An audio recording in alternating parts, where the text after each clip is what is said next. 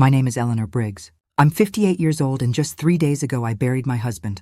My son Nathan didn't show up to say goodbye to the man who taught him how to ride a bike, paid his college tuition, and built a life from the ground up so his kids would never have to go without. He missed the funeral. He didn't answer my call the night Richard died. And when he finally returned it 5 hours later, all I got was a half-hearted, "Sorry, Mom, I was busy." Busy. That word hit me harder than the silence in our bedroom. Harder than the empty seat at the service. Harder than the tears I hadn't yet cried. And my daughter Elisa, well, she called too, but not to comfort me, not to ask if I'd eaten or if I was sleeping. She had another agenda entirely. That's when I realized this wasn't just the story of a widow. It was the story of a woman waking up. A woman who had spent her life giving, nurturing, building, and was now being asked to step aside. What they didn't know was this: I wasn't ready to disappear. And they were about to find out what I was really made of. That morning, the silence in the house felt like a scream. It wasn't just quiet. It was a hollow kind of silence that made everything echo. The ticking of the old grandfather clock downstairs became unbearable. Richard used to call it the heartbeat of our home. But now, every tick was a reminder that his heart had stopped forever. I sat in bed staring at the ceiling, counting the same little cracks Richard had promised to fix next weekend for the last 15 years. Now no weekend would ever come. His pillow was still warm from the night before, though I knew it was just from how tightly I held it all night. I buried my face in it, breathing in the familiar scent of Old Spice and the faint musk that was uniquely his. It brought no comfort, only ache. The doctors had said it was quick. A heart attack, no pain, no warning. They made it sound like a mercy, but nothing about it felt merciful. 40 years together and not even a goodbye. I finally sat up. The house felt too big, too empty. Even the sunlight filtering through the curtains seemed colder, lonelier. Richard used to complain about those curtains. Might as well be sleeping under a spotlight, he'd say, but never got around to replacing them. One of those small, unfinished things that now feel enormous. His blue suit from our anniversary dinner last month still hung on the closet door. The dry cleaning tag was still on it. His reading glasses sat on top of a Stephen King novel he'd never finish. These little relics of a life paused mid-sentence. Mine. I made my way to the bathroom and caught a glimpse of myself in the mirror. The woman staring back was someone I barely recognized. Eyes rimmed red, hair dull and loose. I looked older than I did a week ago. Much older. In the kitchen, I made coffee on autopilot, poured 2 cups. It wasn't until I placed them on the counter that I remembered he wasn't here anymore. His mug read, "World's Best Dad," faded from years of use. A gift from Nathan when he was 10. I picked it up, and something inside me cracked open. The tears came hard and fast. My body shook as I clung to the countertop. I was alone, and everything that was supposed to be shared, coffee, silence, mourns, was now mine to endure alone. This was grief, not loud or dramatic, but relentless. The sound of my phone buzzing on the counter snapped me out of the moment. I wiped my face quickly with the sleeve of my sweater, trying to pull myself together. I wasn't ready for condolences, not from distant friends, not from neighbors who didn't know what to say, but felt obligated to say something. But it wasn't one of them. It was Alyssa. "Mom, are you up?" Her text read. I took a deep breath and typed back, "Yes." Seconds later, the phone rang. "Hey, Mom," she said, her voice soft but businesslike. The kind of tone people use when they have something to say but want to pretend they're being gentle. Just wanted to check in. "See how you're doing." How was I doing? How do you explain to your child that your entire world just vanished? That you still reach for someone in the dark only to find air? That you count the seconds between sobs like a child counts sheep? "I'm fine," I replied. The lie was easier than the truth. Alyssa hesitated for a second. Then I heard it. The shift in her tone. The lead-in. "Mom, Nathan and I were talking and we think you should consider selling the house." I froze. The stares, the sighs, it's too much for you now, especially being alone. I clenched the edge of the counter, heat rising in my chest. "I'm 58, I said sharply. Not 88, she didn't say anything for a moment. Then a softer, more calculated voice replied, "We're just thinking of you, Mom." And, well, there's also the financial side of things. Dad's pension, the upkeep too. There it was. Not concern, not care, not grief, business. I cut her off. Can we not do this today? Of course. Of course, she backtracked. Actually, that's partly why I called. Nathan and I thought we could come by this weekend, help you go through Dad's things, the will, insurance paperwork, all that. I felt something cold settle in my stomach. They weren't coming to comfort me. They were coming to inventory the remains. I've got it handled, I said firmly. The lawyer's coming Friday. You sure you don't want support? She pressed. What I wanted was my husband. What I got was a reminder that even in his death, people were calculating what they could take from him. And I wasn't going to let that happen. After I hung up with Elisa, I sat down at the kitchen table, my coffee untouched, and I thought about Nathan. 3 nights ago, I called him the moment the paramedics told me Richard was gone. I was crying so hard I could barely say the words, but the call rang and went to voicemail. I called again, straight to voicemail. This time, I sent a text. Nathan, your dad just passed away. Please call me. No reply. 5 hours later, my phone buzzed. A message. Sorry, Mom. I was at Deanne's mom's birthday party. Just saw this. Call you tomorrow. That single word lit a fire of anger inside me that I didn't know I had. He didn't ask what happened. He didn't say, I'm coming. He didn't even call. He texted. I had just lost the man I'd spent my whole life loving. And our son couldn't be bothered to step outside a party and answer the phone.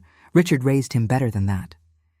He taught him to look people in the eye, to show up when it matters, to put family first. But somewhere along the way, Nathan had traded those values for convenience, for comfort, for whatever his in-laws thought was more important than saying goodbye to his father. And the part that hurt the most, I wasn't even surprised. Maybe a small part of me had known it would be like this. That somewhere I had lost the boy who used to follow his father around at job sites, wide-eyed and curious. He had grown up, but he hadn't grown into the man his father hoped he'd be. And now he was about to find out that I wasn't the kind of mother who would pretend that was okay. Friday morning arrived with the kind of dull gray sky that makes everything feel heavier. At precisely 9 high, the doorbell rang. I opened it to find Grant Walters standing there, our family's attorney for over 30 years and one of Richard's oldest friends. He was holding his worn leather briefcase like it carried a bomb, not just a stack of papers. Eleanor, he said gently, his voice lined with fatigue and empathy. I'm so sorry. He stepped inside and glanced at the second mug of coffee on the counter. I hadn't realized I'd poured 2 again. His eyes met mine. He understood.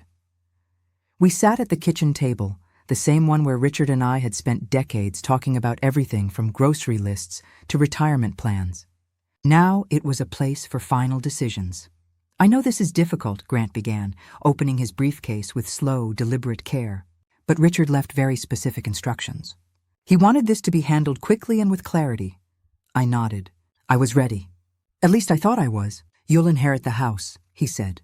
The bulk of the investments, the life insurance, you retain full control. That was expected. Richard and I had built this life together. We shared everything, but then Grant hesitated. He also established 2 irrevocable trusts. One for Alyssa, one for Nathan. I blinked. They'll each receive the funds when they turn 40. Alyssa was turning 40 next month. Nathan in 3 years. How much? I asked, though I wasn't sure I wanted to know. He told me it wasn't a fortune, but it was enough to buy a house outright or send 2 kids to college. It was a gift, a safety net. He never told me. I looked down at the table, my hands suddenly still. Why didn't he tell me? He wanted it to be a surprise, Grant explained. Something they'd discover when the time came. A head start. A head start they hadn't earned. Nathan hadn't even shown up. Alyssa was already trying to get me out of the house. And here they were, about to receive gifts from a man they hadn't even taken the time to mourn. There's more, Grant added about the business. Of course there was. Mitchell Builders, he said, will be majority owned by you, 60%, but Richard allocated 20% each to the kids. I froze. They'll be entitled to their shares of profit and some voting rights, though you maintain control. The company was Richard's legacy. He'd poured his soul into it, and now pieces of it were being handed to children who hadn't lifted a single hammer. Grant reached into his briefcase again. There's one last thing, he said, placing 3 envelopes on the table. Letters, 1 for each of you. I stared at the envelope with my name on it, written in Richard's familiar handwriting. I wasn't ready, but I knew I would have to read it. That evening, after Grant left and the house returned to its unbearable stillness, I sat at the kitchen table with the letter in my hand. I turned it over twice before opening it. My fingers trembled as I broke the seal. Richard's handwriting greeted me like a ghost.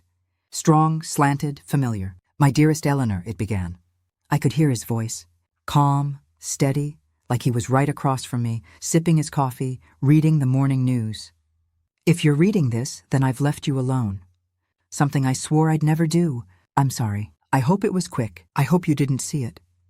The tears came instantly, but I kept reading. "I know you'll be holding everything together right now, because that's who you are. But I need you to do more than survive this.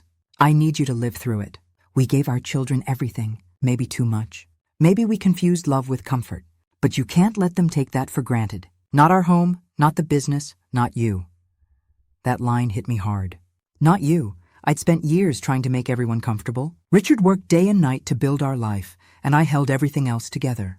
The meals, the school projects, the birthdays, the nights waiting up, the soft landings. And now our children didn't even recognize the cost of that love. "I know you'll want to keep the peace," he wrote. "But sometimes peace has to be earned. Remind them of what matters. Remind them who their father was. Remind them who you are." When I finished the letter, my hands were wet with tears, but something else had replaced the ache in my chest. Resolve. This wasn't just about grief anymore. It was about clarity. Richard had seen what I was just beginning to see, that love without limits becomes entitlement. I folded the letter and pressed it to my chest. Tomorrow Nathan and Elisa were coming.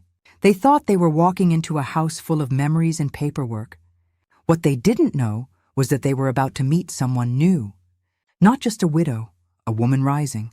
Saturday came faster than I expected. At exactly noon, the doorbell rang. I knew who it was before I even looked. Punctual, just as Grant said they would be. Not a minute early, not for love or grief, but right on time when it came to business. I opened the door to find Elisa standing there, dressed like she was heading to brunch in the city. Her perfume hit me before her words did. Roses, artificial and overpowering. Nathan stood behind her in a pressed shirt, looking uncomfortable, but not enough to turn back. "Mom," Elisa said, leaning in for a hug. "You look well, I didn't. Come in," I said, stepping aside. They entered like guests, not children coming home. Elisa's eyes scanned the foyer with the gaze of a real estate agent. Nathan wandered toward the living room like he'd forgotten how it used to be his favorite place as a child. "Can I get you something?" I asked, because the ritual of politeness was hard to shake. "We're good," Elisa said, settling onto the sofa like she owned it. "We just wanted to see how you're holding up." I didn't answer. Nathan filled the silence. "Place looks good, Mom. You keeping busy?" Something in me snapped. "Busy?" I repeated, my voice calm but cold. "Yes, Nathan. I've been very busy planning your father's funeral, meeting with his attorney, going through 40 years of memories. Quite busy indeed." He flushed and opened his mouth to speak, but I cut him off. "You're here now. Let's not pretend this visit is about me." Elisa shifted in her seat. "We care about you, Mom. But yes, Stanley mentioned the trusts. Is that true?" There it was. No hesitation, no soft entry, just straight to the point. "Yes," I said simply. "Each of you will receive your trusts at 40. Elisa, that's next month, Nathan, you in 3 years?" Elisa tried to smile. "Dad always planned ahead. Did he?" I asked lightly. "You've hardly mentioned him since the funeral." A beat of silence fell between us. "It's been hard," Nathan muttered. "For all of us, has it?" I stood and walked to the mantel. I picked up a photograph of Richard on a construction site, his face sunburned and smiling, standing in front of a house he built from nothing. "It was so hard you couldn't answer your phone when I called to tell you he died." Nathan looked down. "I've already apologized for that. You were at Diane's mother's birthday party," I said flatly. He nodded once. "It was a mistake." "Yes," I said, and it told me everything I needed to know. I turned and faced them both. "Your father left you each 20% of Mitchell Builders. That means you're entitled to profits, not decision-making." Elisa sat up straighter. "What exactly does that mean?" "It means you get money from a company you've never worked a day in, just like you've been handed everything else in your lives." "Mom, that's not fair," Nathan started. "No," I interrupted. What's unfair is watching your father build something brick by brick while the two of you waited for him to die so you could collect. Their silence told me I'd finally been heard.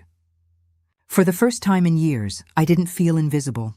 I felt like their mother again, and I was just getting started. Mitchell Builders wasn't just a business. It was Richard's third child, maybe even his first. He started it with a borrowed pickup truck, a rusted toolbox, and a dream. I still remember the nights he'd come home with sawdust in his hair and blueprints under his arm. We ate dinner late, more nights than not, because he stayed at job sites making sure everything was perfect down to the last nail. And I was there too, balancing checkbooks, taking calls, scheduling deliveries, raising 2 kids while building a company with my husband. Brick by brick, contract by contract. Nathan and Elisa had the best of everything because of it. Summer camps, private schools, college degrees without student loans. But they never really saw what it cost. The sleepless nights, the winters without heat in our own house, because we were waiting on payments from clients just to make payroll.